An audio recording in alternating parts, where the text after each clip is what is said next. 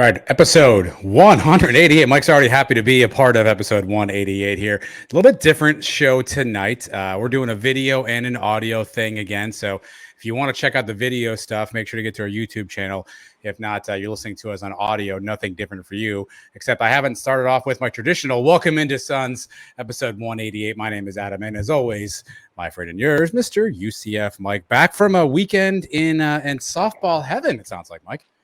Yeah, good time this weekend. We went up there and competed as we should, and ready to come back now and talk some UCF sports.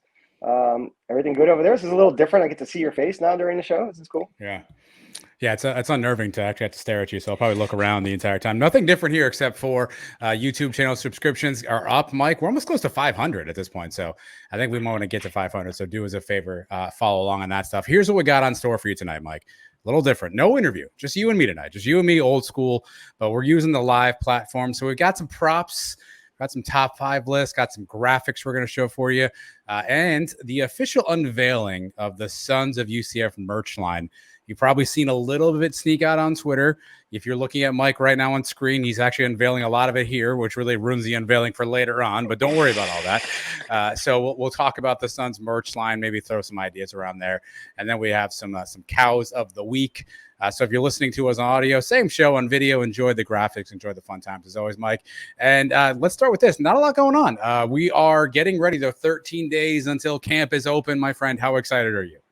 Yeah, I heard that today. It kind of surprised me a little. I thought we were further away.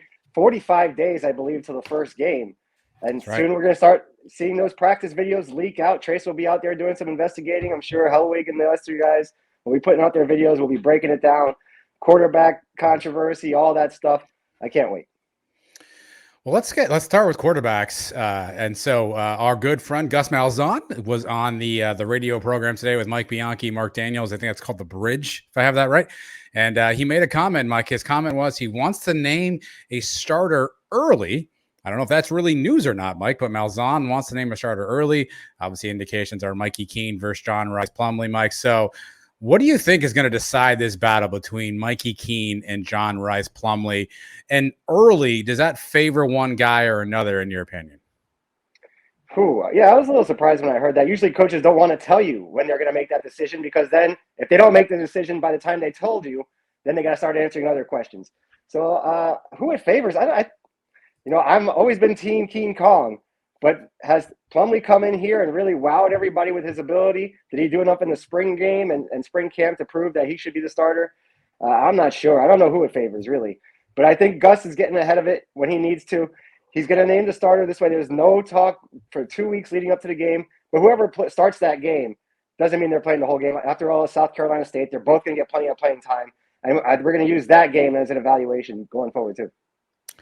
Yeah, I mean, you think name someone early would seem to indicate he's already got an understanding of who that guy is, right? Like, I don't think you say you want to name a starter early if you still have no clue, and this is like a neck and neck race, because you're going to want all those practices leading up to it to figure that out. So at this point, I got to imagine one of these two guys on screen here, Mike, has probably separated himself a little bit. But let's think about this logically for a second, right? He knows what Mikey Keene is, right? He knows what Mikey can do. He saw him play all last year. Now, certainly there's some improvements he can make, maybe better decision-making, better downfield thrower, whatever that might be. John Rice Plumlee is like that sexy new toy, that sexy new car in the driveway.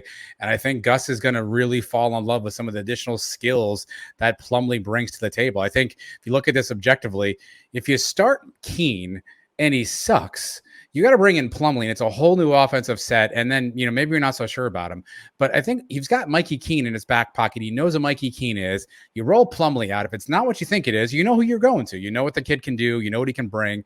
In my mind, this is Plumlee 1, Keene 2. I don't know that I get that just from that statement alone, but I think it's Plumlee 1, Keene 2 right now. And that's no disrespect to Mikey Keene. It feels bad saying that because the kid played his ass off last year. But I got to think that Gus is looking at all the little toys and the wrinkles he can throw in there with Plumlee, and he's got to be impressed by that. Yeah, I don't know. I think sometimes you're safer going with the incumbent to start off the season and, maybe bring Plumlee in. We know he's more of a runner. Maybe he can do some different things with his legs and have a completely different package that way. I really don't know. Gus has really kept this secret from everybody. And just to tell you how good it is, nobody has a clue who's going to be the starter. Not one of us. No. Well, you got to read the signal. So Mikey Keene's been hanging out with Mackenzie Milton a lot lately, but then you saw Plumlee was hanging out with Gus and some of the players at the events. Plumlee was at the Manning Passing Academy. Mikey Keene has been hanging around campus. So it's hard to, every day it's like, ooh, there's a sign. Ooh, there's this. And then it's like, hey, that sign doesn't really matter because then the other guy does something as well too. I think it's a pretty close race is my assumption. I just think Gus looks at those two guys and says, okay, if they're equal footing as a passer, well, I guess that's the question. And I know you limit, I guess, viewing of Plumlee throwing the ball, but do you think they're equal footing as passers? Well, we've talked so much about Keene's windup last year, right? Has he changed any of that? Has he made any adjustments with his throwing motion? Decision making is a huge part of that. And we heard during spring camp, Plumlee was throwing interceptions all over the place. But then we get to the spring game, and it was Keene that threw the interception, right? So I think that's going to be the biggest key. Who can keep control of the ball? Who can move the chains? We have the weapons on the outside. We have the running game with Bowser. Don't turn the ball over. Who's going to be that guy? I just need a game manager this year. Look at our schedule. A game manager wins us 10 games. Easy. Now, if somebody's going to step up, is Keene going to make that jump that Milton made his sophomore year? If he does, then we're talking undefeated season. Is Plumlee the guy that a lot of people think he is? A superstar in the making? Then we're talking undefeated season. But I think whoever just takes care of the ball can win 10 games with his schedule. Yeah, I think either way you can win with the quarterbacks. I think it's the good news story here. When I think of Gus Malzahn at offense, I don't think game manager. I don't think that's what he wants. Historically, he's found these guys who can play out of the pocket, can run the football a little bit. He can do some of these gadget type plays. I think last year's Gus Malzahn offense was a complete change for what it is that he likes to do. I think he's going to see Plumlee in there and see all the things he can do and just start getting his pen out and start drawing stuff up on the board too. And again, it's no knock on Mikey Keene. I feel like when I say that, you say that, well, you're saying Mikey Keene's not good. No, I think to your point, we can win 10 games with both these guys. If the line can hold up and the weapons around him step up and play well, I think you can win 10 games with either of these guys. I just think he's going to fall in love with some of the Plumlee stuff if he hasn't already. But I was surprised he wants to name a starter early. It's good for us. He gets it out of the way early. We get a chance to kind of talk about it for a couple of weeks and then settle in with what that's going to look like. And it's probably an advantage for the team, right? Like you would think that as a teammate, like, your offensive lineman, your running back. All right. Hey, I know, practice number 6. I know who the quarterback is. I don't have to worry about it anymore. I don't have to talk about it in the media. I don't have to, keep it a secret if I know. I get to just practice with our quarterback and go forward. You got to think that helps the whole team move that forward earlier, no? Yeah. But we've seen a couple times in just the last 10 years, we have a starter going into the season, doesn't even make it a half of a football game. We saw it. Pete DeNovo ring a bell, anybody over in Ireland? Justin Holman comes in. Brandon Wimbush to start the year. Not anymore. It's Dylan Gabriel's team. So maybe Plumlee gets to start. Maybe he comes in and he fumbles twice against South Carolina State to open the game because he's trying to do too much with his feet. And then Keene comes in and lights it up. Nobody really knows. But that first game is going to be a key. I want to see when he brings in the second quarterback. If he lets the starter go the whole first half, that's a big signal to you. If he has them switch off the first couple of series, then I still think that he's not really 100% sure. If Joey Gatewood comes at a quarterback, are you going to leave the stadium? No, because that means we're up 65-0, and he's coming in just so nobody else gets hurt, I think. Gatewood's the garbage quarterback, you think? I mean, the garbage, not a garbage quarterback. The garbage quarterback. Sorry, I should have enunciated that better. Yeah, that's right. And, of course, we'd like to see Castellanos get in the game there in the first game. That'd be nice. And whoever else is on the roster that can throw the ball. We've got a bunch of guys that have played quarterback before, in high school, so RJ Harvey and a couple other guys that can throw it around. He's going to have a couple trick plays up his sleeve too, I'm sure, the first week. Well, starter sooner rather than later for Gus Malzahn. We don't know how soon that'll be. Don't know when he'll tell us. That doesn't mean he's going to let us and the media and the fan base know who this is. That may mean he lets the team know and says, hey, don't tell anybody. But we'll see what that looks like. Coaches have done stranger things, Mike. Outside of that, not a lot going on except for your boy Timo got himself in a little bit of a thing. I don't know if you saw the Orlando Sentinel article, Mike, where essentially the headline from Mike Bianchi was that Terry Mohair is a little frustrated that people are forgetting about academics and all this NIL stuff, all this conference realignment stuff, all this TV money stuff. And Timo basically said, hey, don't forget, this is academics. That's what this is all about, Mike. That got a little bit of reaction. There were a couple of guys on Twitter. I saw the Reddit CFB account basically said that, UCF's AD comes out as anti-NIL. What a stance to take, Mike. A, what did you think of Timo's comments about the education stuff? And B, does it cause any concern to you that people are going to spin his words out of control? Well, he's right. I mean, education is supposed to be the number one thing here. They're supposed to be college athletes. and go there and get a degree, and it sets them up for later in life to have a good job and a nice career. That's what it's supposed to be. But I know Timo is not this naive where he thinks this is all new. This has been going on forever in college sports. As long as there's been college sports, it's been about making money for the schools and winning and all that stuff.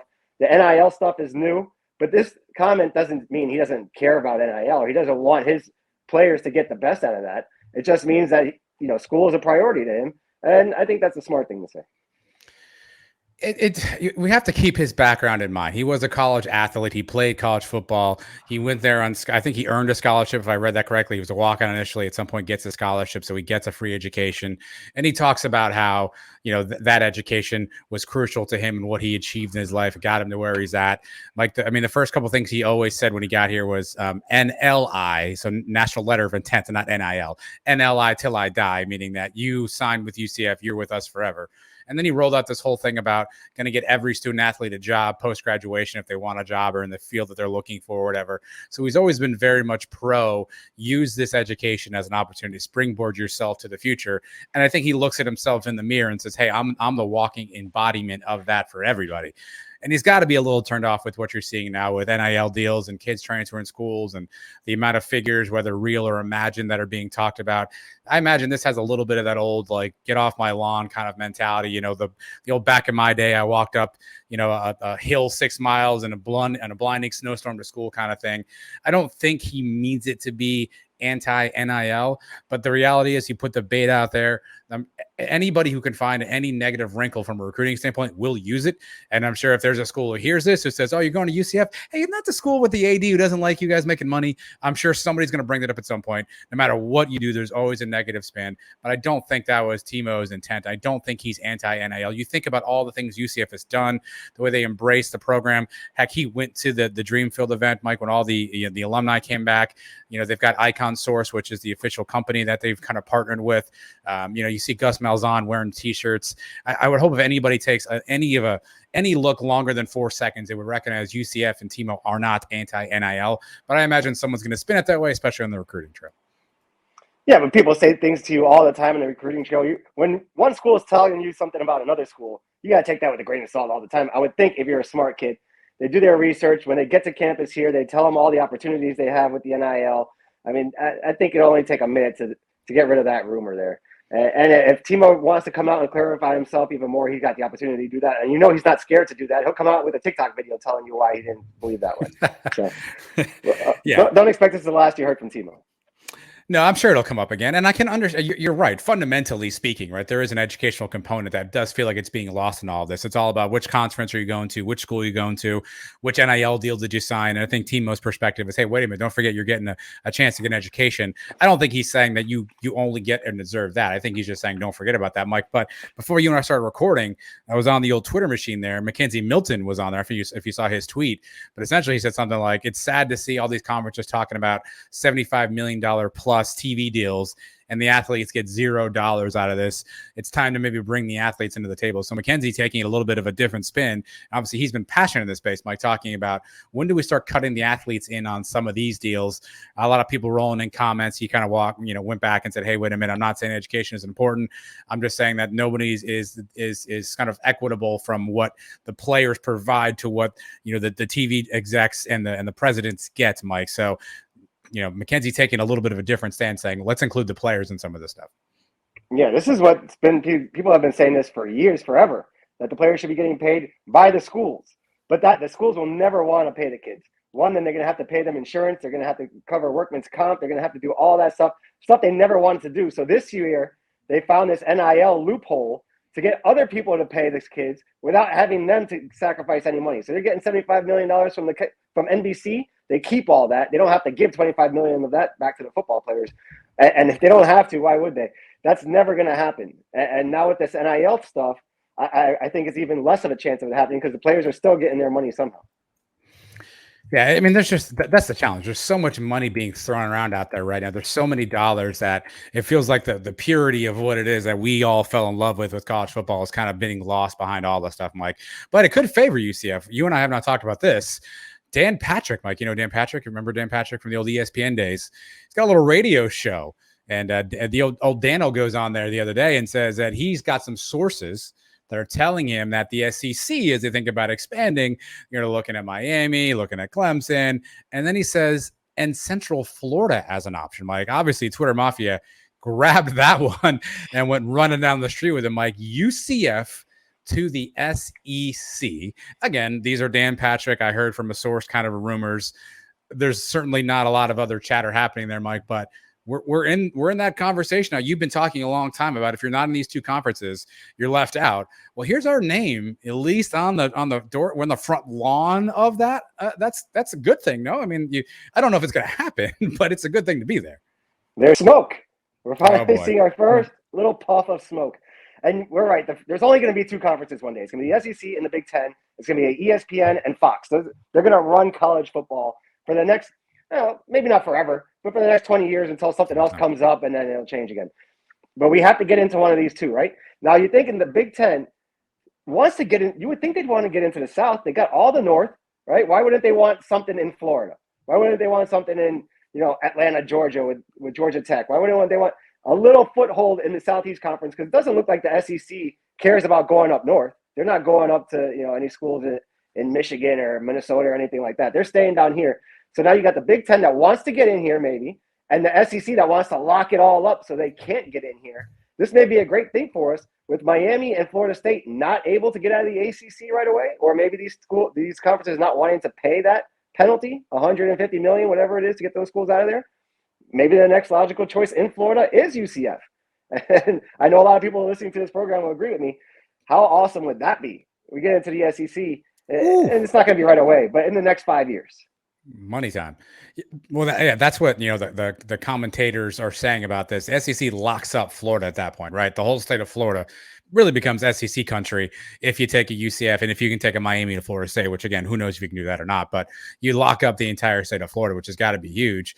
And again, who knows? There's this whole granted rights thing with the ACC and how much money has to get out of there.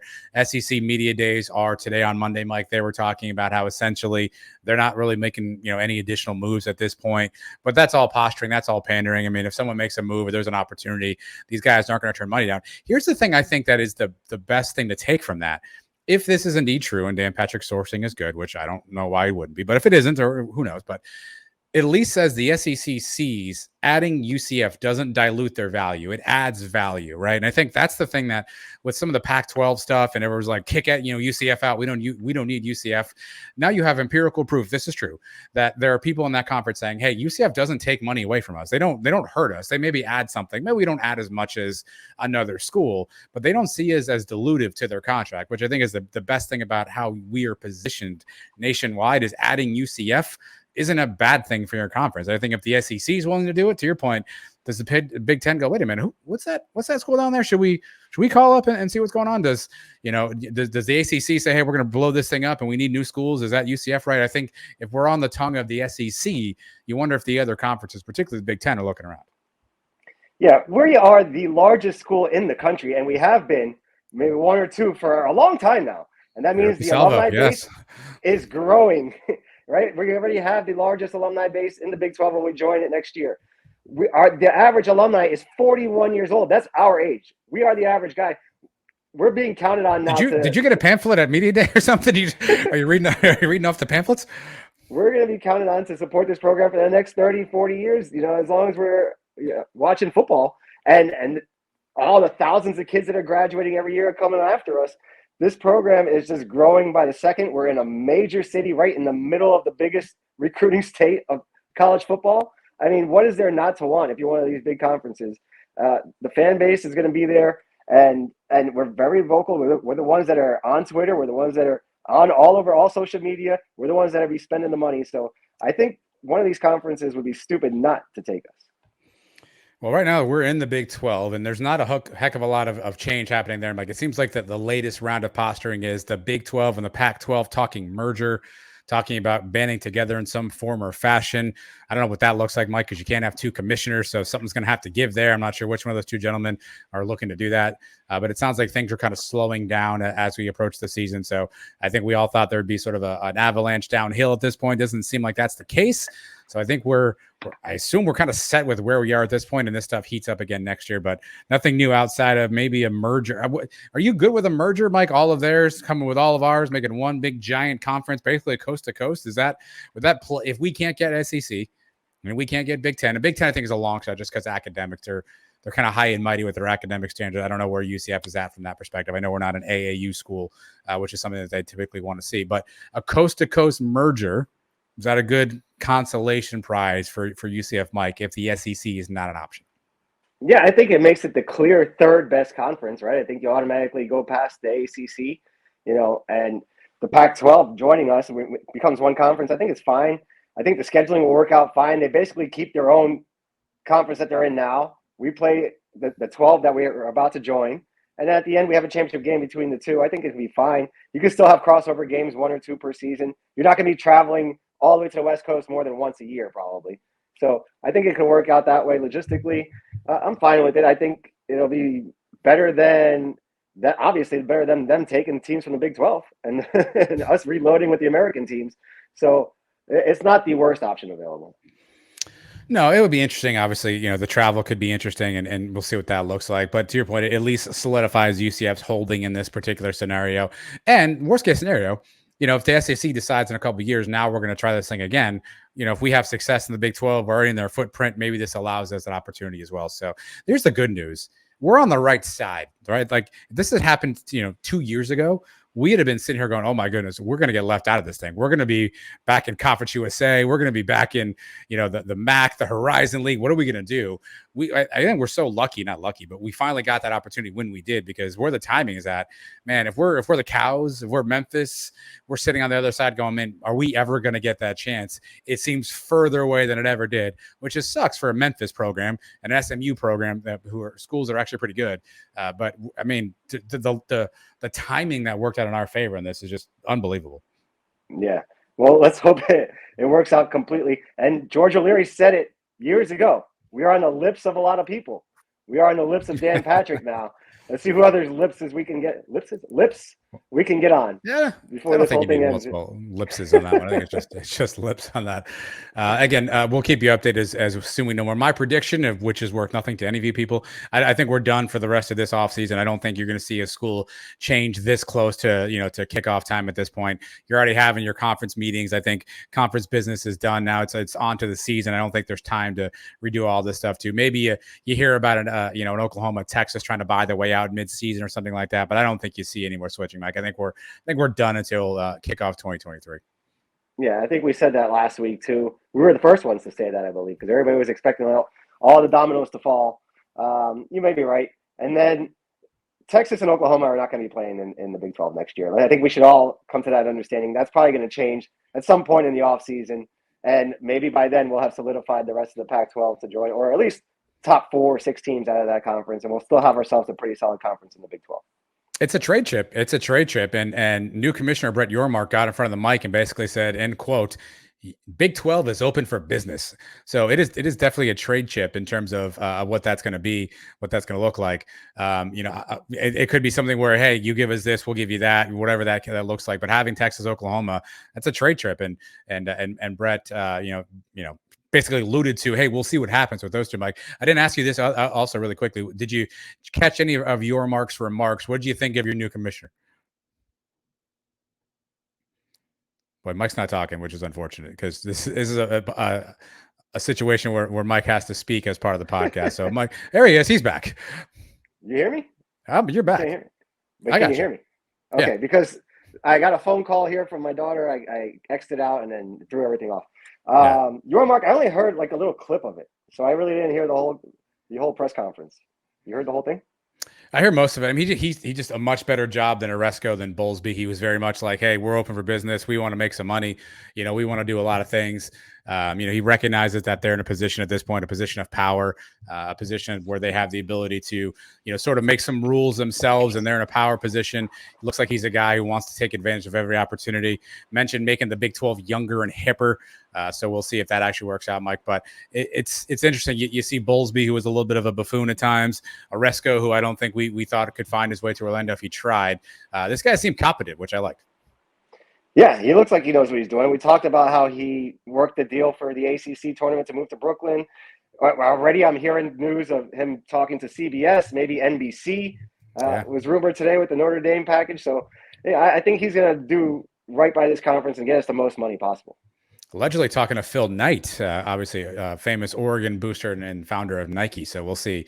We'll see if that goes anywhere. Mike, really quickly before we take our first break here for the evening, draft day was yesterday, but continued on for Major League Baseball. Mike, 3 nights drafted here on this first Monday. Mike, Alex Freeland goes 3rd round to the Dodgers, obviously infielder, and then back to back, Hunter Patterson goes 5th round, and right behind him, Connor Stain to the Royals and Rockies, respectively. I was looking at the AAC draft picks. We had the top 3 draft picks, Mike. Yet we sucked. How did this happen? Well, Freeland did get hurt. Stain got hurt. So maybe that was part of it. 2 of our 3 best players didn't play a lot this year. But the talent was there. And as proven, top 5 rounds for 3 guys, that's pretty good. How many other schools can even say that? I did not do that research, and I'm not going to attempt to do that now. I can tell you nobody else in the American Conference can say that. We are the only one that has those 3 picks. Again, it's always good to see guys, get a chance to move on to professional career.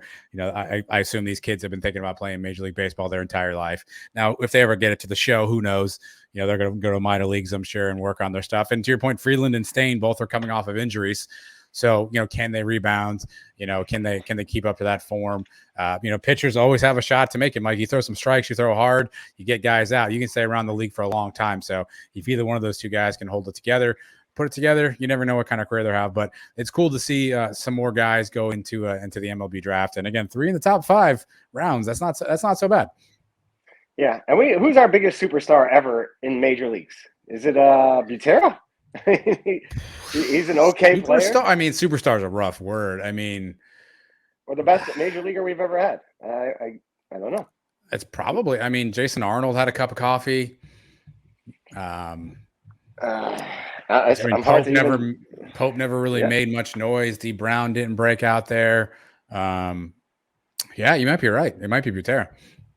And Chad Mottola is coaching now. Yeah. He had a little bit in the majors too, but not much. So maybe one of these guys breaks through. Because even Stetson's got a big name guys like DeGrom, and I think there's another pitcher too out of Stetson. But even the Cows with the pitcher on Tampa right now, who's in McClanahan, that he's an all-star. He's a great player. That was an all-star 2 years ago. Dusty Baker has no idea who he is, but he's a starting pitcher on the all-star game, which, spoiler alert, will be coming up later on the show, Mike. But congrats again to those guys. Obviously, getting to the draft is huge. More rounds to come, so maybe some more names will get called as we go on. But if you're listening on audio, we're going to take our first break right here. Don't forget, we're sponsored by Gordon & Partners. If you're listening on audio, we're going to take a break right now. If you're listening on video, don't go anywhere. There's really no break for you, so just sit where you are, and things are going to be fine. So How's that for an update? But you're still here. So let's talk more about what that means, Mike, and what we're going to talk about now. We've got top 5 list. You know what? We love our top 5 list around here. I challenge Mike. I said, Mike, let's do a top 5 list tonight. Let's do something season related. So hot off the press, we've got UCF Mike's top 5 games he's most looking forward to seeing in 2022, right? So we got official top 5 list. Let me get it on screen for those watching on YouTube, Mike. And we got your number 5 game. Announce it to the crowd. Explain yourself. Number 5, UCF versus SMU. October 1st, the first conference game of the year in our final year in the American Conference. SMU, who blew the doors off us last year in Dallas. We need some restitution. I think that was the first game that Gus was on the platform there on the sideline, right? Mm-hmm. Yeah, I think so. And things were a little uncomfortable, and it got out of hand quickly. We owe these guys. We've played SMU for a while now, going back to Conference USA days. We played them in the 2010 championship game, so there's some history there with them. Remember the freezing cold game at the end of 2013.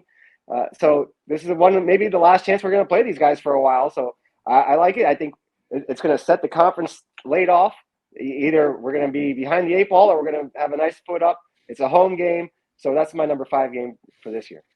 Hard to argue, Mike. I would call the 2022 season the revenge tour because we get a crack at everybody who got a crack at us last year. To your point, SMU ran us off the field, It was over pretty early. We could not keep up. They have a new coaching staff now. Rhett Lashley comes over from Miami's offensive coordinator spot, so he's their new head coach. Tanner Mordecai, the quarterback, remains.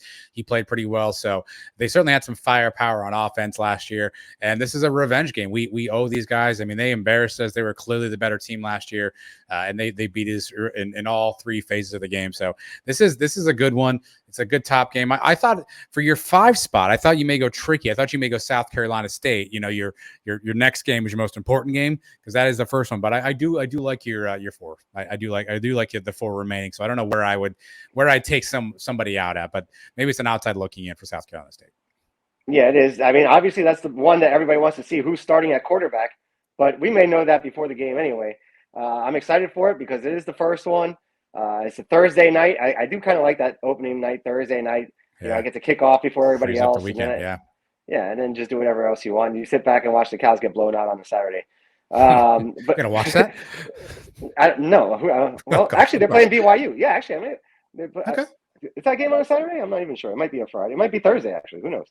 But you know, you watch the Gators lose to Utah. You do a lot of hate watching week 1, especially when you're not playing and you've already wrapped up a cupcake. So that's a good point. I enjoy that. All right. So who do you got number 4, Mike?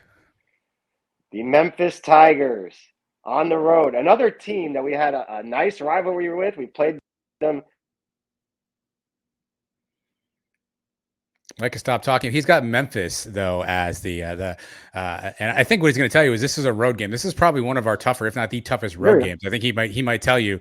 Might you tell us, Mike, this is our toughest road game this year? I believe it is. And okay, I thought he might say that. Mike is displeased. If you're watching this on video, you are seeing Mike at his full unhinged at this point.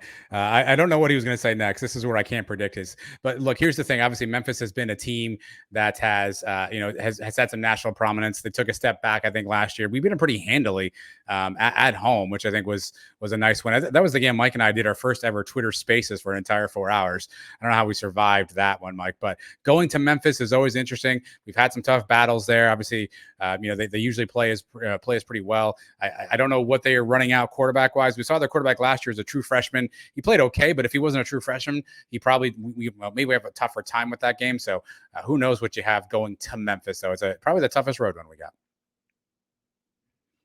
Mike is back, but we can't hear him now. So the blooper reel continues for this particular show. I think he's back. There he is. My daughter's friends keep calling and messing up the call. So Memphis is the first of 2 back-to-back road games. You got Tulane the following week. Both games, artificial turf. Don't like that. You know the problems we had with that last year. So I think it's going to be a tough one on the road. It may be a little chilly early November in Memphis. We'll see what time the kickoff is. But, yeah, another school, a lot of history we have with them. Remember the stand-back game in 2013. Remember the 2 championship games, obviously. The comeback in Memphis back in 2018. So a lot of nostalgia with this rivalry here. I like it at number 4 and probably the toughest road game on the schedule. All right. Mike's number 3 game is what? Louisville, September 9th in the Bounce House. Another school we need revenge on from last year. The way it ended, bouncing it off Amari Johnson's shoulder, them running it back. That was a heartbreaking way to lose. And, we were right on track to beat them 38-35 again in Louisville, the way we beat them a few years ago. And it all came down to that very last play. It sucked. And then, Dylan breaks his arm. The whole trajectory of the season goes in a different way after that game last year. So now we get them at home for the very first time. We've never played Louisville at home before. I think it's exciting. It's a good opponent early in the year. So I'm really looking forward to this. I sent you the copy of my reservation for my hotel. He did. Proof of life. He did. Yes. We're staying in the same place.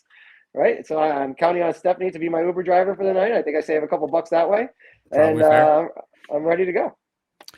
Yeah, this is the one I had circled, Mike, on the calendar, and I might put this actually number 2. I know what you have at number 2, probably for a reason they were number 2. But for me, this one is a revenge game because I mean they played us tough that night, and I also don't know that we got a full crack at them. We were losing guys throughout that entire game, first quarter, second quarter, third quarter. It was a war of attrition, and our guys just continued to fall down. And we've heard from a few guys when we've asked the question, what happened at Louisville? really two things we've heard. One, that turf was horrendous, and everyone said going into it, this is going to be a problem. And two, you heard a little bit of whispers that these guys were hitting people's knees and they were heading for knees. So there's going to be a little bit of revenge on the mind. Obviously, it's a grass field where we play at UCF, so the turf hopefully won't be a factor.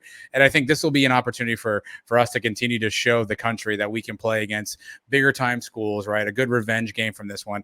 And man, that whole season last year changes on that ricochet off the shoulder pad. I mean, that literally changes the entire season in some respects too. So I got to think Gus wants another crack at this one. He did not call his best game that night. That was a game, I think, if you and I, if I remember correctly, we were all on social media, and UCF refused to throw the ball downfield in that game. And it was hard to tell because the cameras would not pan down to the sort of the routes being run, but Gillen just kept checking it down. So clearly something that Louisville did last year defensively got in our way. I think Gus is going to be sitting around all year thinking about how does he combat that. And then T-Will, if he's not having nightmares about Malik Cunningham running all over his defense, then this is the game we need T-Will to step up for and really come up with a game plan. And that should hopefully include not putting Montalvo defensive end, because last year that didn't turn out so well in this particular contest, Mike. But this is a big one, a nice revenge game early in the season. This will really, I think, tell us what kind of team we have on our hands in week 2. This is going to be one of those games where the crowd really plays a factor. It's a Friday night, at home, early in the season. We're going to be 1-0, right? This past season at home, remember the big one that everybody was hyped for was Boise State. But a lot of people didn't even make it into that game. It started so later. A lot of people were gone by halftime. It wasn't the same atmosphere. It was fun. It was different. But we haven't had that rocking crowd. Even the year before that with COVID, we had 25%. It's been a while. I think probably back to the Stanford game where you could say that the bounce house was really rocking like the bounce house. And I think you're going to get that type of atmosphere for Louisville on that Friday night. Can't wait for that one, Mike. And your number 2 game, of course, because they are number 2. You've got the Cows. I like the graphic there. Looks like a little happy to see me. The Cows at number 2. I mean, this is the rivalry that we've had for the last. I think we've played them 13 times now. Or this is going to be game number 14. The last time on the books for now. Who knows if we ever see these guys again, or if we do, when maybe there's a bowl game down the road we can run into them. Who knows?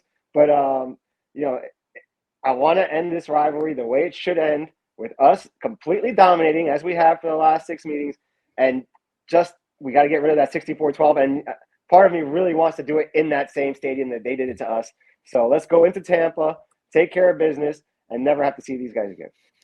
It sets up for all those storylines to take place, Mike. I mean, obviously, this is the final time that we know of for the near term. This is our last opportunity at these guys.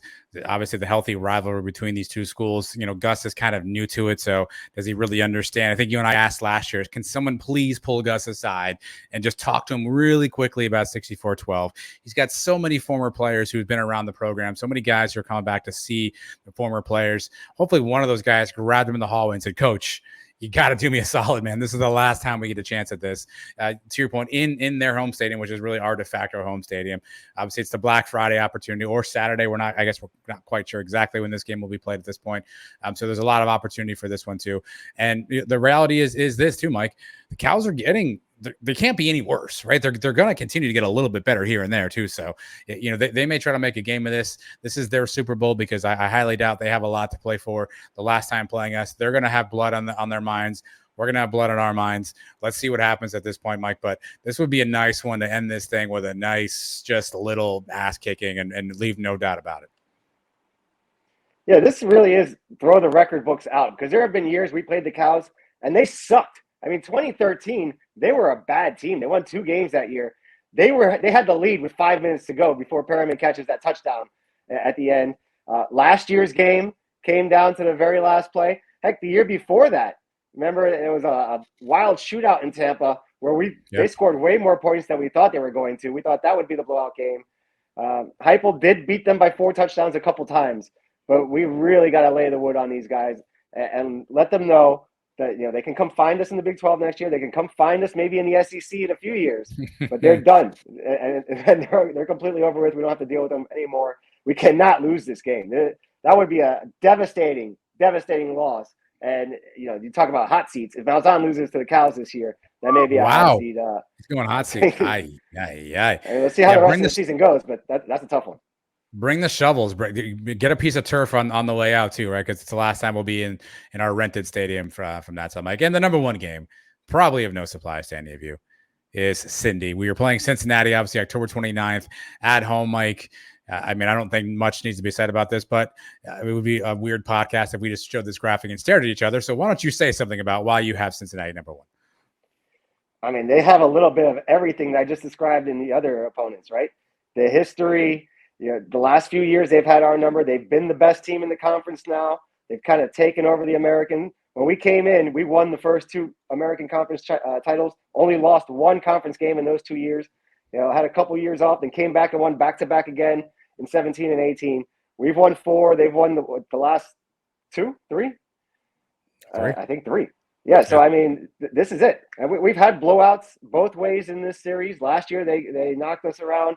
2017, we ruled them. 2018 College Game Day, we beat them up pretty good. This has the opportunity, maybe, look at October 29th, if both teams come into this game undefeated, well, that means we have beaten Louisville. That means we've beaten SMU. This is the last really big hurdle on the schedule, I think. And then you got the couple of road games with Memphis and Tulane. But this is going to be a huge one. And this one, the crowd is really going to get involved. I don't know how this is not the biggest game on the schedule. This is a passing the torch kind of game, right? This feels like Cincinnati has been taken over as the best quote unquote group of 5 team. Everyone loves them. They were in the playoff last year. This feels like a passing of the torch kind of a game. And it also sets up the future sake because they're coming with us to the Big 12. So it would be great to take them out this year, basically kind of reestablish our dominance that, hey, we are the better program, the better team. They lost a ton of talent. I mean, and all credit to them. They had a lot of talented players on the team last year. They've lost a ton of talent on both sides of the football. They still have obviously a decent running game. I think they'll play well there. Quarterback will be a little bit newer by this time, though. He'll have time to have played and have some reps under his belt. So this is going to be interesting. They manhandled us last year, Mike. We had no business being in that game last year at all. Again, you got to wonder if this is another one of those Gus games where he kind of figures out how do I beat these guys, particularly because we are going with them to the Big 12. Nothing will be better than to go into the Big 12, reestablishing ourselves as the best program coming in there and sort of getting all the Cincinnati hype out of the way and sort of reaffirming who we are. This thing has got to be a sellout. Probably the hardest ticket to get, I assume, this year, Mike. I assume this one will be harder to get into than Louisville, you think? Oh, I don't know. Louisville's going to have a lot of hype to it. This one, though, is the conference matchup. This one probably has higher implications in the Louisville game. We could probably lose the Louisville game if we went out the rest of the way. We'd be the top G5 unless maybe a Boise went undefeated or something. So this could be the difference of making it into the AAC championship game or maybe finishing third because we know Houston doesn't play either of these schools. Houston has a chance again to go undefeated in conference. This is going to be a big one, big matchup here against the Bearcats. So it's a completely new Bearcat team, though. I mean, how many guys did they lose to the NFL just now in the draft? The brand new quarterback. They've been recruiting very well the last few years, so they should not be bad. But it's not going to be the same team we've seen the last couple seasons. All right, that's Mike's top 5 games for 2022. Outside looking in, Mike, what you had South Carolina State, Georgia Tech. How close were they? Yeah, I thought about Georgia Tech, but they've been down for so long now. We saw what we did to them in Atlanta a couple of years ago. I expect that to be like a pretty good beatdown, something similar we did to Pitt, back in 2017 and then when we did to Stanford. I think Pitt was 18. Pitt was 18. Yeah, 18, and then Stanford in 19. I expect one of those. Probably not going to be like a night game. That might be like an early 12 o'clock to 3 o'clock latest kickoff. Hot game. That's what I'm trying to. We talked about it last week. I just want to fly up there and fly back for. That's OLI. The Navy game is an OLI, even though that's another revenge game. There's not too many games on this. Oh, let's face it. I'm excited to watch all the games. All right. Mike's back. The 5 that I care least about, I can't even. I don't know. Tulane, South Carolina State. Cool. Yeah, Temple, I assume. Temple's probably the least exciting. All right, so we've got Mike's top 5 and his bottom 1, which is Temple. UCF played a practical joke this week on people, Mike's social media. They asked if they want to see a uniform reveal, and when you kind of drilled into the pictures, it was literally someone who drew the uniform by hand. We saw some different color patterns there, Mike. You saw some black, some gold. You saw some blue as well. Hey, do you think there's anything to what you saw in those pictures, those hand drawn pictures? I don't know. I think that's just a lot of trolling going on there by Okay. DeSalvo and the rest of the crew. I think they're having a good time with the fan base. They obviously have something new, right? They have something up their sleeves, or else Yes. they better if they're going to tease it like this. So I think they've got something. Hopefully, they were going a little overboard because I think most people don't want to see gold, even though I wouldn't mind a gold. And I think a lot of people might have a problem if you come out there with a full blue jersey, and I may be one of those people. So I don't know if I want to see that either. Keep it light with the blue. Have fun with it, but don't go overboard. I'm interested to see what they're going to come out with. How many more years do we have with Nike? Is this it? Is this I think we signed a 2-year deal, and I think we signed 2 more years with them. All right, so I wouldn't expect too much, difference. And what's the deal with the helmets? Remember last year we only had the white helmets. We keep switching the stickers. So let's see if we're actually getting different helmets this year. I know a lot of people get really excited about it. I really don't care. Go out there and win the game. I don't care what you're wearing. DeSalvo did say he was on the Twitter Spaces. He said no major, huge change, nothing really sweeping or revolutionary. The only thing he talked about was the way they were going to unveil them would be unique, Mike. So that's what you have to look forward to. And capitalizing on that, Mike, we have gotten ourselves back into the merch business, into the merch game. We had made the infamous early edition Sons UCF hat. That went over really well. We sold out of those. We kind of got rid of all those. We've been in a bit of a lull, Mike, but this week, some of our faithful friends out there have been receiving packages on our new apparel line, our new merch line, Mike. So you've got one on here. We've got the new all gold lettered gray back Suns hat there. So I'm showing it on screen there for those who haven't seen it.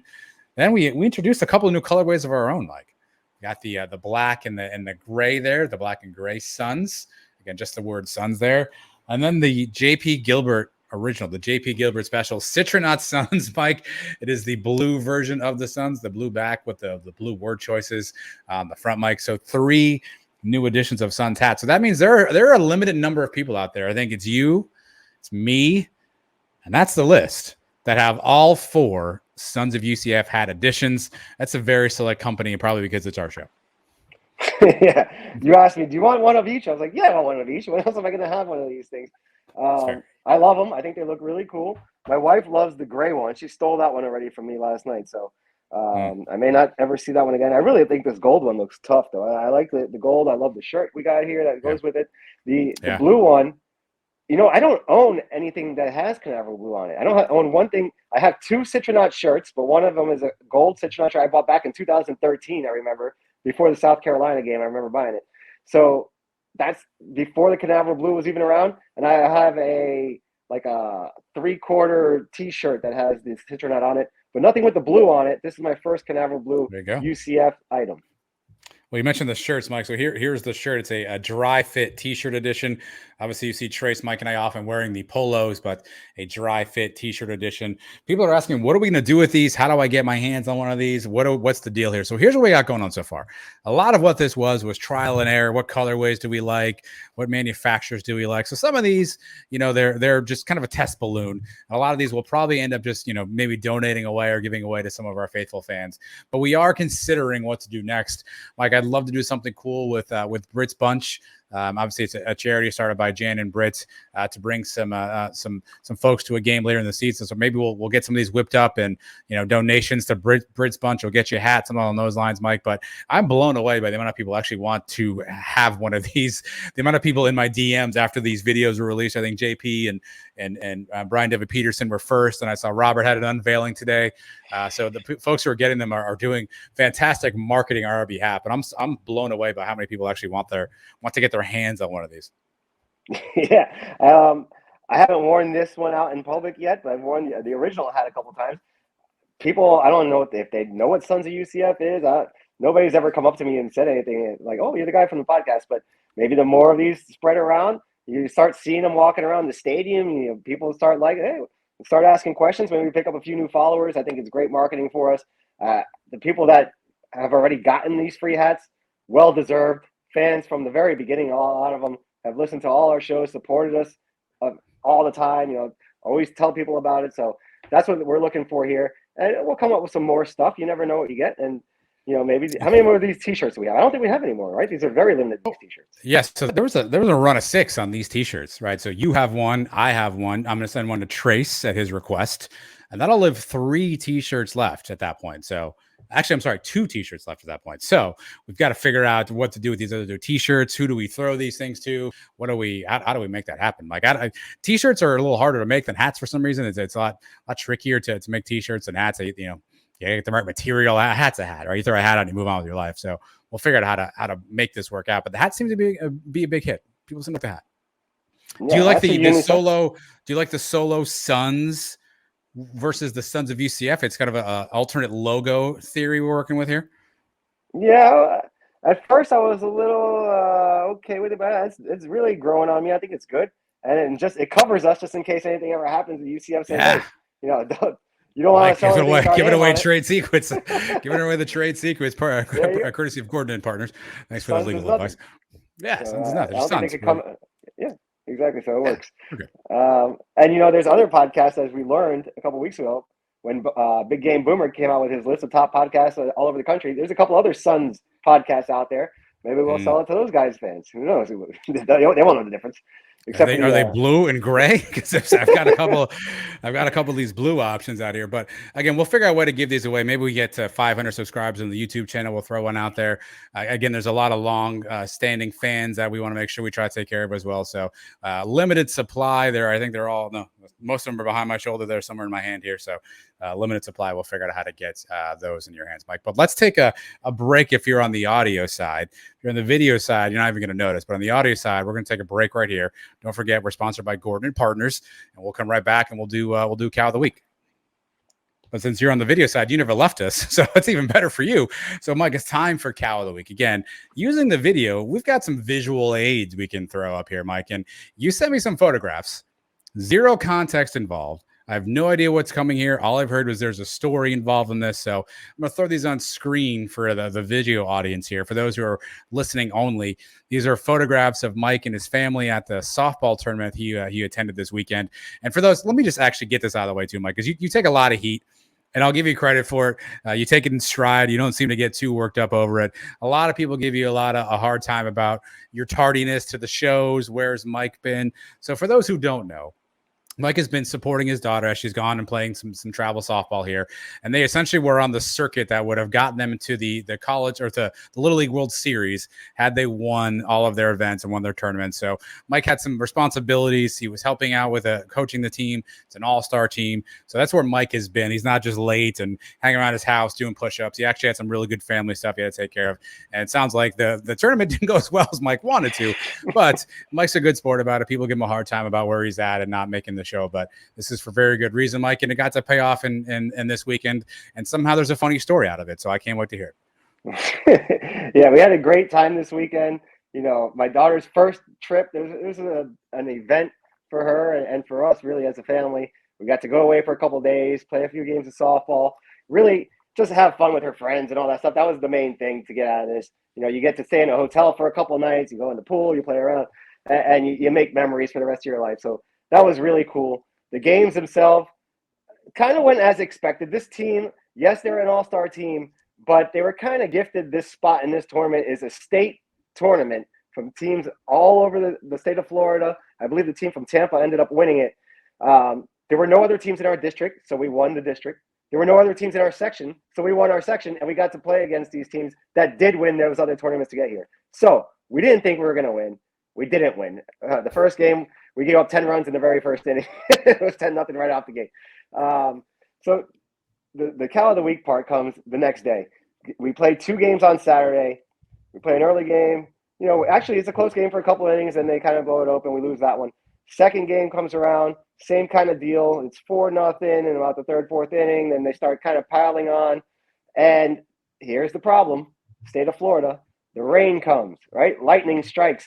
Lightning strikes with 2 outs in the fourth inning, and we're down 8-0. Runner on second base. The runner at the batter is that's it, 10 runs. If the batter scores 10-run rule, game over. 1 out to go to make it an official game, but the lightning thing goes off. Have to clear the field. It's not raining yet, but you can see that it's coming. You have to wait at least 30 minutes after the lightning strike. Okay, we understand. But then when the rain comes, it really comes flooded. Done. There's no way we can play at all that day, right? Can't just call the game. We're talking about our team that scored 2 runs in 2.5 games. Mike wants to throw the game. I love it. Mike's like, one more out to go. One more out to go. Right? I mean, let's use a little common sense here, people. You got to make everybody come back the next day to get either 1 out or let them score 2 runs, which they did in about 4 minutes on Sunday morning. But we had to come back Sunday morning, and they don't give us word of this until about 9 o'clock at Saturday night. You know what's already happened by 9 o'clock on Saturday night.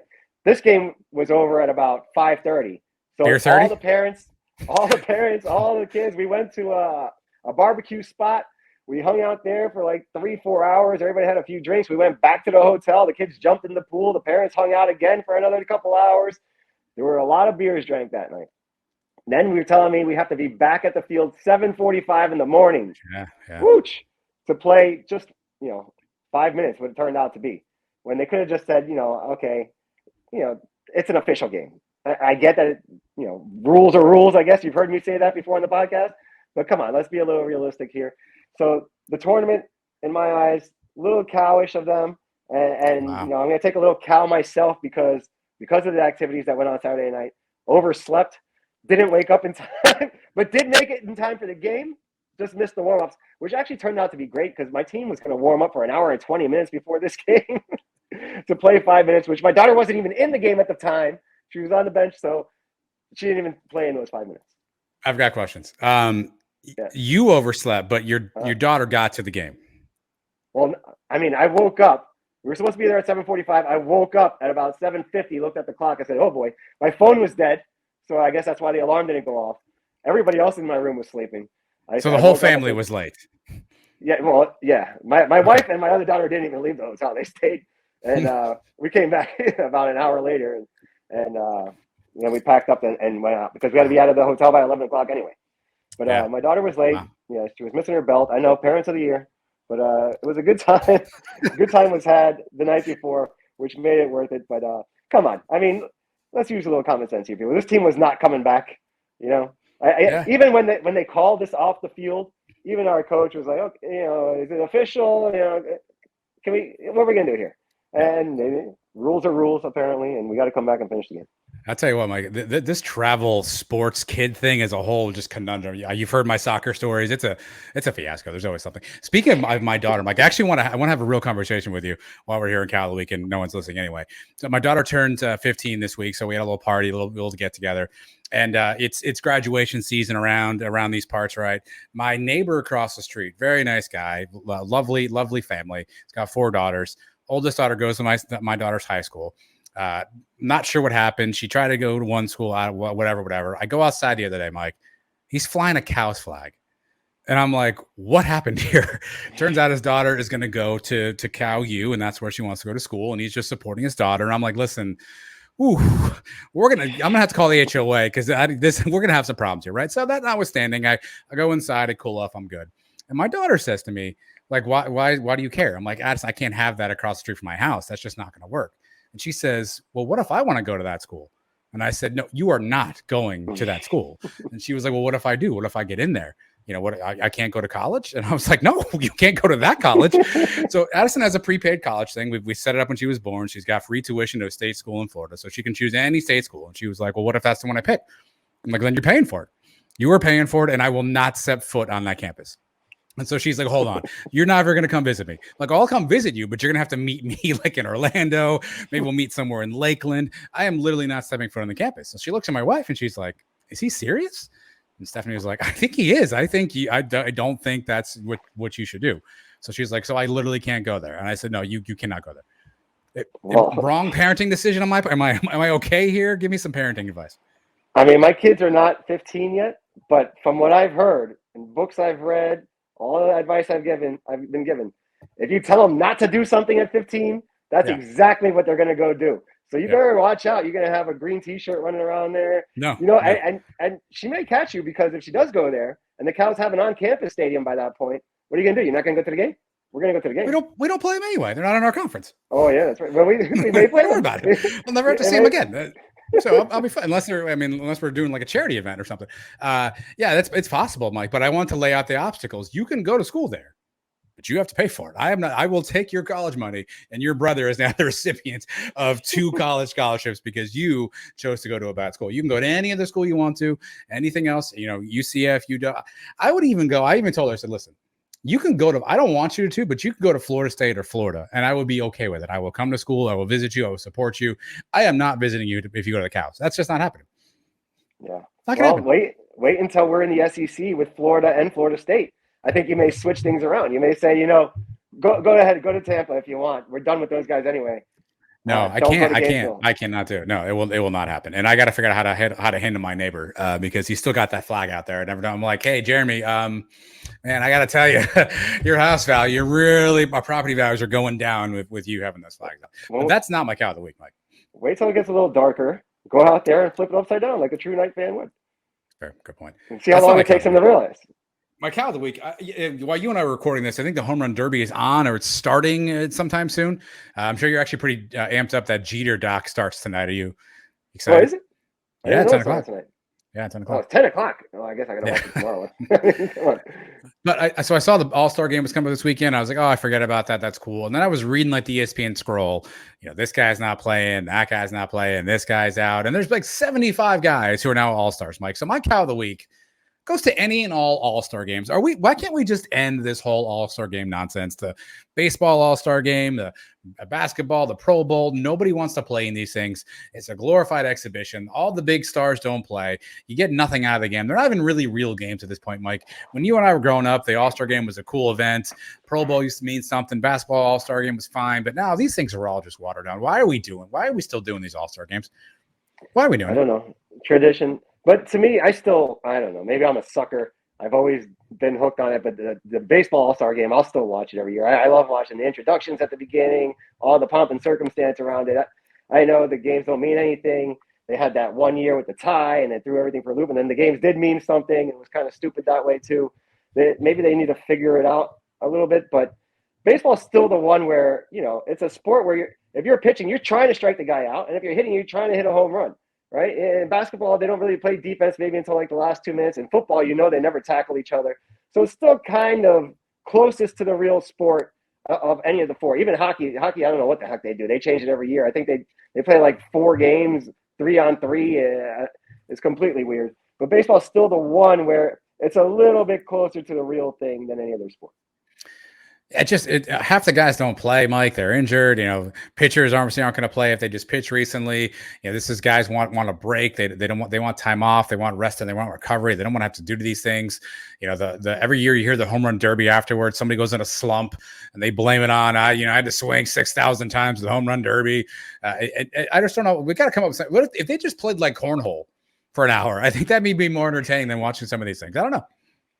The home run derby got old a few years ago, a while ago. I don't really pay much attention to it. When we're done recording, I'll go throw it on for a few minutes, but it takes way too long. They need to find a way to shorten that thing up. All the other stuff around it, I don't know. You know what sucks the most about this All-Star Game week is there's no real sports on today. There's no real sports on Wednesday. Yes. Luckily, the Yankees actually have a rain-out game they have to make up, so they're playing Thursday, but most of the leagues not playing on Thursday either. It's the most boring week of the year, which is why they have the media days for college football this week because they're getting all the attention. So, let's talk about and the ESPYs. But you know what? I've never watched the ESPYs. This is not surprising. I don't know that I've ever watched a full ESPYs. I mean, I've seen like the highlights when they make fun of each other, but I don't think I've seen a full episode. Yeah, that's basically all you need to see is maybe the opening monologue, whoever's making the jokes and all that stuff. Steph Curry's your host this year. Oh, really? Yeah. Fun fact. The only one I really remember, I think, was Jamie Foxx. I think the other one.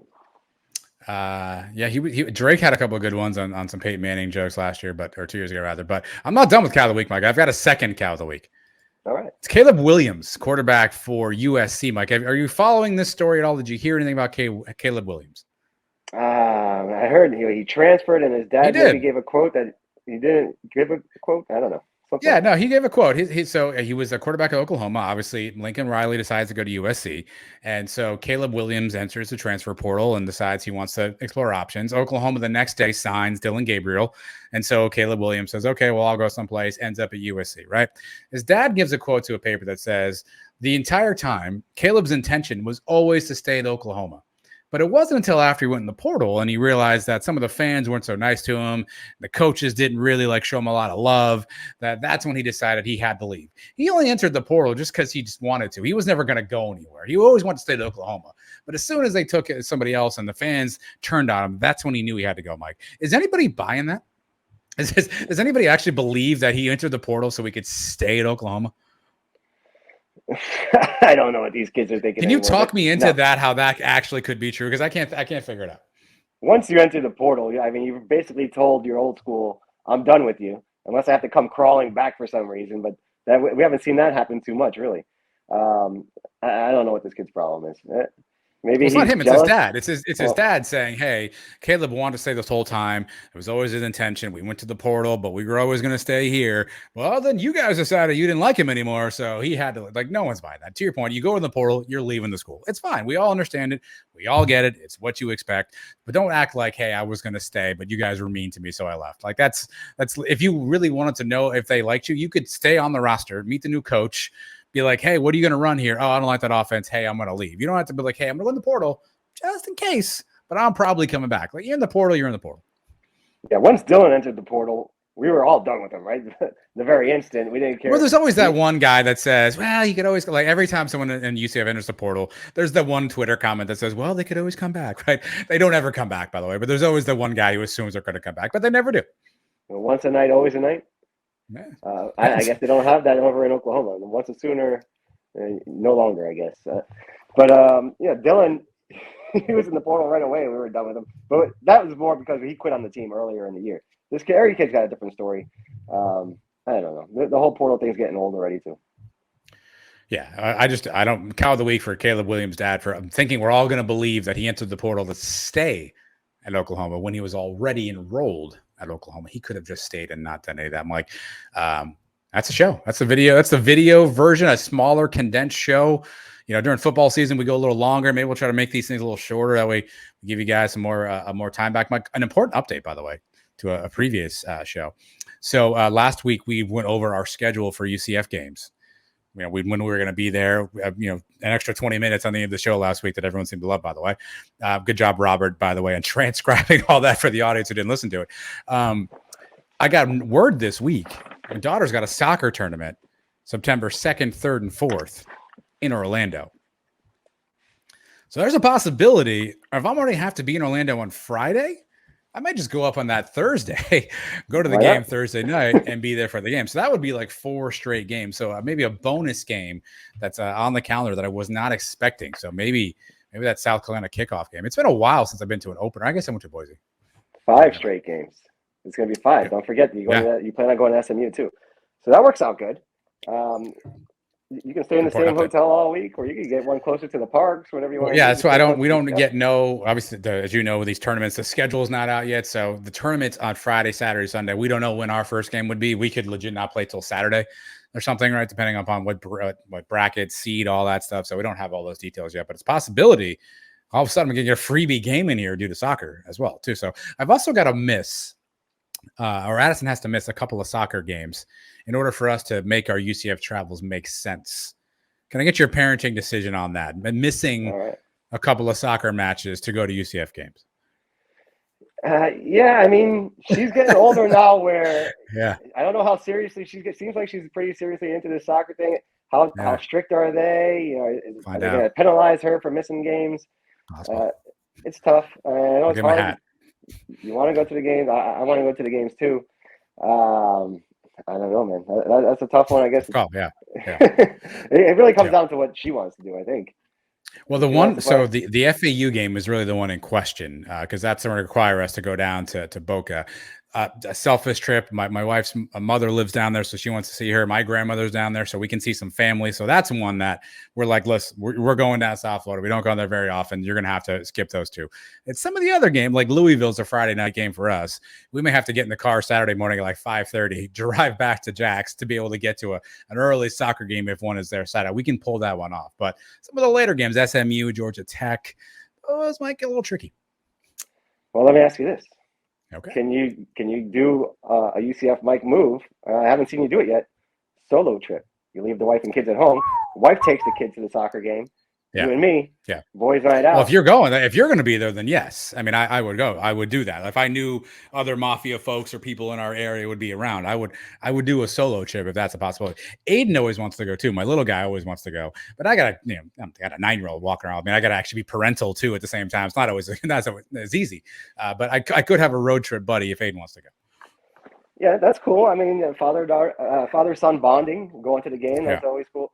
But take it from me. I've done it now for the last few years. I call them my little Jack Bauer missions. I usually get about 24 hours I get out of the house. So, the game's it was a Friday night game, 7 o'clock. I'm leaving here by 12 to get up there at least, maybe even earlier. Get up there, do some tailgating, go to the game. And then I'm back on the road the next morning, 10, 11 o'clock. I'm back home again by 2. It's about 25, 26 hours total. You get some nice alone time. You get to go hang out. You get to watch the game. And the cool thing now that we've been doing this podcast, everybody knows us. A lot of people. So even if I wasn't going, you could still go and go to the game with Mario or Mario. What's up? Any of Mario's guys, in our section too. I think Mario's in the cabana. I think, right? He is. Yeah, I ran into him last year. Gave him a big hug and said, "Hey, what's going on?" So there's plenty of guys that you can watch the game with, and you stand up at the top of the stadium. It doesn't really matter who you're watching the game with. I mean, it makes it a little more fun if you're with your buddies and you're having a good time. But I've never gone to a game, I guess, by myself. Where it would be something new, but it'd probably be something I'd do for a UCF game. I'd do it. I don't know what else I'd do it for. Yeah, I think if there's a situation where, like, let's say you find yourself out of town for work and you're like, oh my goodness, UCF plays here on Saturday. I'm already here on Friday. Like, you know what I mean? Like, I don't know anybody, but I'm in town for work. So I can see how that might work out for somebody. But games are always more fun with another person there, obviously, right? Trace is there, but Trace is up in the press box, so he's not always readily accessible. They don't want me in the press box at all, so that's not going to work out. So we'll have to hang out with, Stat Boy Drew or something down on the field. Maybe the dudes at the mall will be there. I'll definitely be there. Are you kidding me? Probably on the mall, I assume, right? Yeah, you can find them there pregame, and then you I don't know where they sit. I don't think they're Cabana guys yet. I don't know I where think they're a little too young for that. We got plenty of people you can watch the game with, I'm sure. You'll get on one of those Twitter spaces live from the stadium and hang out with those guys. But the update to the travel schedule, Mike. Anything you need to update on your travel schedule? You're good at this point. You're back in the saddle. Softball's done. Thursday, 8 p.m. You're going to be, ready to go in the seat or in the chair, ready to fly, right? Yeah, I should be good to go for a while, for sure. Okay. For sure. I mean, I did register her for the fall season of softball. I can't promise that we won't have a Thursday night game. I don't know what that schedule looks like, but it's possible. But other than that, I should be good to go, ready to go. As we're doing this right now, I am missing the Zoom call for that Columbia trip that's supposed to be going on. Oh, they're doing it right now. And as of yesterday, they were coming up with some exotic changes to this thing, maybe adding some glamping in, which if that happens, my wife's not even going to want to go. So you may be out of this thing. I don't know. I don't know what's going on in the other room right now. I could go back in there and she's already booked it, but that's very unlikely. I need an update. I'm gonna need you to come back. Like, do you want to leave the room now? I'll just talk for 5 minutes. You come back and give us an update. What goes on with these Zoom calls? It seems like it wouldn't take all that long to talk through. No, I don't know. That's another thing with this group that we're going with. I mean, they're very laid back people, I guess. I found this flight to Cartagena that we're supposed to be going to. I found it about 2 months ago when the trip first was getting in motion. Hey, we're going to do this. Okay, cool. I looked up the flights, $230 each. Not bad. Whatever. By the time these people wanted to have the first Zoom meeting, the price was already up to like $400 each. Today, and now the prices on those flights go up and down all the time. Saturday I checked it was $300. Today it was $485. So I don't know. So that's why they're thinking about changing it from Cartagena now to Medellin, maybe making it a whole different trip. I don't know what's going on right now in the Zoom. I really don't want to know. And I keep telling my wife every time she says something about it, she's like, maybe we'll just, I said, let's just back out. I don't want to go anywhere. I mean, I'll go because I'm going to have a good time. I've never been. It's going to be fun. The people we're going with are fun people. I'll have a good time. But if we don't go, I'm not going to shed one single tear because I'm going to be hanging out with you and Michael Hoffman and the guys at the FAU Big game. tailgate, That's what I really want to do. So if it's up to me, I'm trying to find a way to get this thing canceled. It's interesting. I'm gonna have a birthday. Why don't you all come and spend $400 to hang out with me? That's an interesting play. I like that. I have to figure that out. If only it was only 400. That's just to get there. What about the place we're staying and the foods and the drinks and all that? It's going to cost us a lot more than that. Well, maybe update us on the live show this week and how the Zoom call works out. Are you recording the Zoom call? We could play a snippet of it on the show if you've got any parts where there's an official unveiling or announcement. But Thursday, 8:00, we'll be here. Mike, Trace, myself, we're all back. Appreciate the week off. Everyone had a good time. We'll be back on Thursday. I don't know who our guests are yet. Trace has got some names he's throwing around. We got some people in the works, so you never know. Just swing by 8:00. If not, always catch us on the replay. We're available on YouTube and all that good stuff. Mike, it's a good one, a shorter episode. It's a video. We'll see if we get this uploaded and you can enjoy all of the trappings. All these. Did you have a favorite slide, by the way? Oh, it's gotta be this one, right? You know how long it took me to make these, by the way? Yeah. Okay. Yeah. Because the background, I put the sun's background there. Then I had to find the transparent logos on there. I'm a bit of a perfectionist. I want to make sure all sized appropriately. So it took some time. Yeah, you did a good job. It's beautiful. Pretty good. And Trace is back this week. Trace is back. Trace is back in the saddle. I saw the call for questions go out. I saw a couple DMs. He didn't respond right away. So he was supposed to be back on like Wednesday or Thursday. And so it was like Thursday, Friday. I was like, I haven't seen Trace on Twitter. So I sent him a DM. Hey, you're back on the side of the pond. No response. So now I'm like, well, wait a minute. Like, something happened to this guy. How would I ever know about it? Right. So Saturday morning, finally, I said him, I need a proof of life text. Like, you all right? Like, send me the newspaper wherever you're at. I mean, I don't know. Maybe this guy got sick. Something happened on this trip. I mean, how would I never know? He responded back and said he was enjoying some much needed time away from social media, which is probably a good thing for all of us to do at some point in our life. So I have proof of life. Trace is back. And I think he was cropped into a photograph at the Brit Sponge birthday party. So we've got proof of life on Trace. So I suspect 7:52 he'll pop in the live show getting ready to go. Is that how early he gets there? Huh? That's pretty early. Yeah, he's at that 7:50, 7:52 mark usually. Yeah, he's usually right on time. All right. I did see the video of him at the party, so I knew he was back too. Saw the tweet go out. Now I'm expecting a whole bunch of cool walk and talk that he recorded on his vacation. You don't think so? I got a feeling he completely unplugged. He said, I am going 0 dark 30 here. I think he completely unplugged. I think no UCF content was made, considered. I'm very, if we have to bet right now, gentlemen's bet, I say there's no international walk and talk coming. That's just my guess. Wow. Yeah. Just my guess. That's an upset. But you're telling me he didn't bring his phone. He didn't turn his phone on at all because you got to have your phone. You got to. I assume he sent me he subsequently sent me a photograph. So he obviously took a picture with something. I assume his phone. So I guess his phone was there. I don't know. Maybe he didn't turn on the internationals. I don't know what he did. Yeah, I think he really wanted it a time away, unplug, everyone leave me alone. So good for him, right? Cool. But we'll see what he has. I mean, look, the bar has been raised. You were in a kayak. I jumped on some boxes. I also drove a golf cart. I mean, we've kept the walk and talks moving pretty steadily here. So let's see what he comes back with. I mean, we take more of the feats of strength route on our walk and talks. He's more of a location, a place kind of a guy. Mike's not here to see this anymore. Mike's back. Perfect way to end the show. He comes back in. Mike's gone again. Mike's back again. This is how this show is going to end up. Who knows? I'm back. Can you hear me? He's back. I'm back. Just in time for the very end. Trace, he's got to step his game up. And don't forget, when I was abroad, I filmed the walk and talk over there, right? Over in Venice. So I'll be a little disappointed if you don't have something. He's got something in the can. Whether he's going to release it or not, I think is a different story. Well, Wednesday, social media, follow us, follow Trace, follow Mike, follow everybody, and you'll see if that's out there. And then Thursday, check us out for the live show. Thanks for putting up with us again for episode number 188. Big thanks to our sponsor, Gordon Partners. You guys are the best, and enjoy your week. We'll talk to you on Thursday. Go Knights.